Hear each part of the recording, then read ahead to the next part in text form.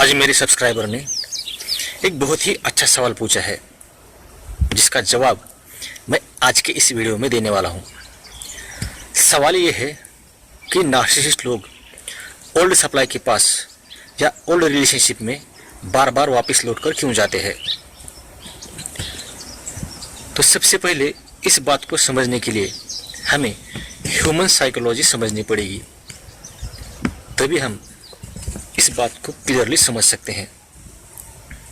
लेकिन मेरी आप लोगों से विनती है कि मैं जो अभी बात बताने जा रहा हूँ उसका मतलब गलत ना निकालना। बात कड़वी है मगर रियलिटी यही है। इस बात को सिर्फ पॉजिटिव वे में लेना। दरअसल इंसान का दिमाग उस भेड़ की तरह होता है जो उसी घिसे पिटे रास्तों पर चलने की आदी होती है, और जो आगे चलता है सभी उसके पीछे चलते हैं। अब सभी भेड़े इसलिए ऐसा करते हैं क्योंकि नया रास्ता ढूंढकर उस पर अकेले चलने की पावर किसी में भी नहीं होती। बॉडी में आलस भरा होता है और मेहनत नहीं होती। और जो पुराने रास्ते होते हैं वो पहचान के होते हैं, सेफ होते हैं, इसलिए उन पर चलना भी आसान होता है।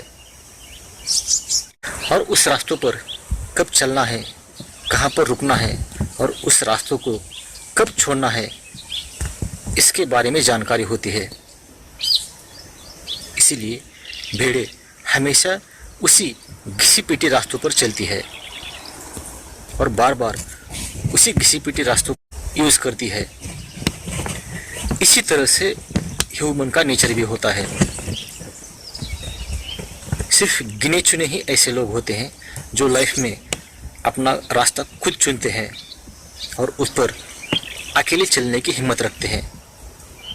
नहीं तो बाकी उन्हीं रास्तों पर चलते हैं जो सदियों से हमारे पूर्वजों ने बनाए थे। वही रीति रिवाज, वही जाति धर्म, वही परंपरा, वही सभी पुरानी बातें जो हमारे पूर्वज कभी किया करते थे और जो आज की पीढ़ी भी कर रही है। और जो बाकी घिसी पिटे रास्तों पर चलते हैं उनमें नार्सिसिस्ट लोग भी आते हैं। ये लोग भी एक नंबर के आलसी होते हैं। ये आलसी इसलिए बन गए होते हैं क्योंकि ये लोग बॉडी से ज़्यादा ब्रेन का यूज़ करते हैं।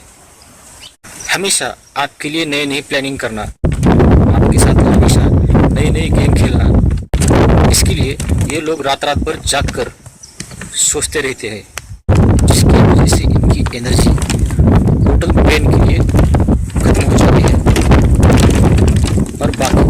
और बाकी काम के लिए इनके पास एनर्जी बहुत ही कम बचती है, जिसके वजह से ये लोग आलसी बन गए होते हैं। अब नया सप्लाई ढूंढना मतलब बहुत ही मेहनत का काम होता है। पहले इसे सेलेक्ट करना, फिर उसे ग्रूम करना और फिर उसे सप्लाई के लिए तैयार करना, इसमें बहुत सारी मेहनत और बहुत सारा समय लगता है। ये बड़ी ही लेंदी प्रोसीजर होती है और इनको तो कंटिन्यूसली सप्लाई की ज़रूरत पड़ती है।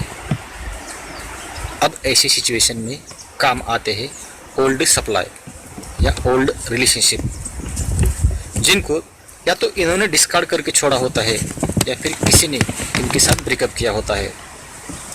ये पुराने मतलब ओल्ड सप्लाई इसीलिए अच्छे होते हैं क्योंकि ये सेफ होते हैं। इनका इससे पहले यूज़ किया होता है, बस इनको रिस्टार्ट करना होता है। जैसे ही इनका रिस्टार्ट का बटन दबाया तो ये ओल्ड सप्लाई फिर से स्टार्ट होके इनको सप्लाई देना शुरू करते हैं। बाकी आपके बारे में इनको टोटल जानकारी होती है।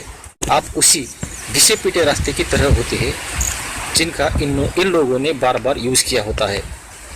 मतलब आपका बिहेवियर, आपका नेचर, आपकी कमज़ोरी, आपके राज, आपको क्या अच्छा लगता है, आप किस बात से आपको गुस्सा आता है, मतलब आपका बिहेवियर का टोटल बायोडाटा इनके पास होता है। इसलिए आपका यूज़ करना इन लोगों के लिए बहुत ही आसान होता है। ये हो गई पहली बात। अब देखते हैं दूसरी बात। जब भी आप किसी नार्सिसिस्टिक पर्सन के लाइफ का पार्ट बन जाते हो तो ये लोग आपको इनकी प्रॉपर्टी समझने लगते हैं। मतलब जब जी चाहा आपका यूज़ किया और जब जी भर गया तब आपको छोड़ दिया।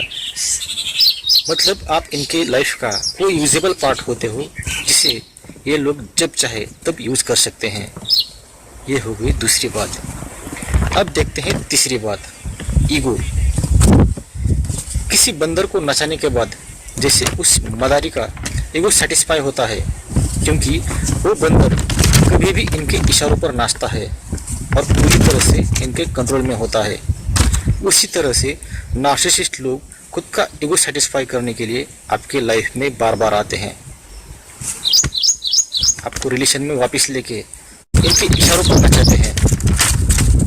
अभी भी इनका आप पर कंट्रोल है या नहीं ये चेक करते हैं। अगर इनका आप पर कंट्रोल होता है तो ये देखकर इनका ईगो सेटिस्फाई होता है। ये हो गई तीसरी बात।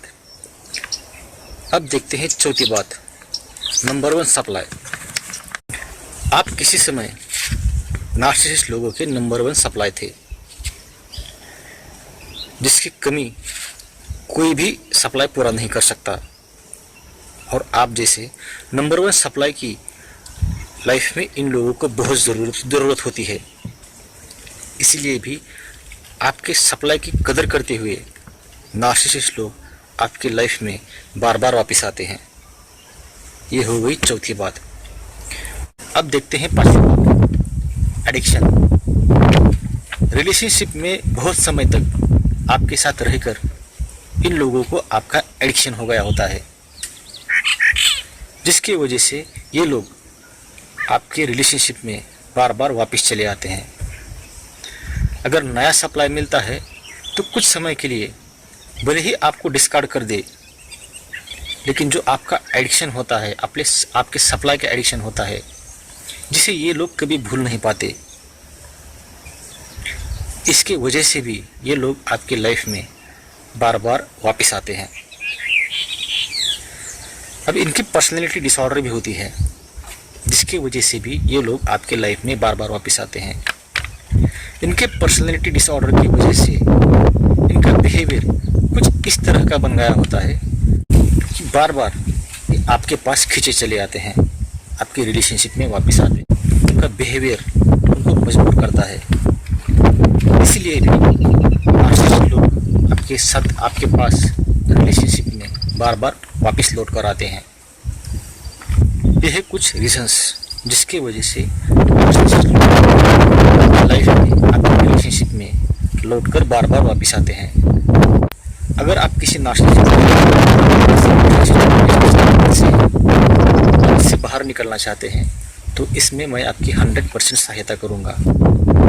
इसके लिए डिस्क्रिप्शन बॉक्स में मैंने अपना व्हाट्सएप नंबर दिया है, उस पर आप मुझे कांटेक्ट कर सकते हैं। और अगर ये वीडियो पसंद आता है तो इस वीडियो को सब्सक्राइब, लाइक और शेयर जरूर करना।